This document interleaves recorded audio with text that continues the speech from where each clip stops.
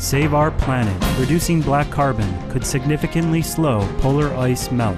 Research by US-based Stanford University professor Mark Jacobson has found that black carbon, or soot, which is generated from the incomplete burning of fuels and biomass such as felled trees, is one of the most significant factors in melting Arctic ice. As the black carbon particles can be carried in the air for thousands of kilometers, they have been found deposited on glaciers and polar ice caps, where their heat-absorbing dark color speeds melt rate.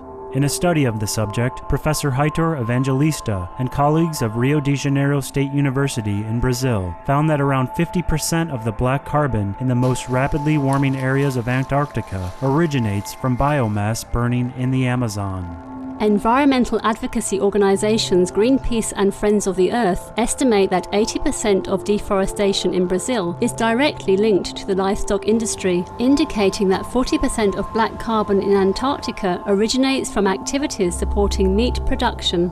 Professor Jacobson, meanwhile, has called for reductions in black carbon, affirming that it may be one of the best approaches for quickly helping halt ice melt.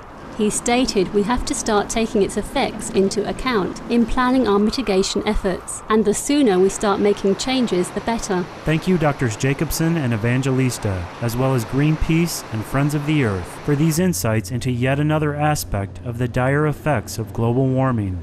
Let us act swiftly on such new understanding to most effectively protect the Earth for ourselves and our children. In her concerned endeavours to safeguard our planetary welfare, Supreme Master Ching Hai addressed the need to eliminate such grave dangers as those posed by the meat industry during an interview published in the July 12, 2009 edition of the Irish Sunday Independent.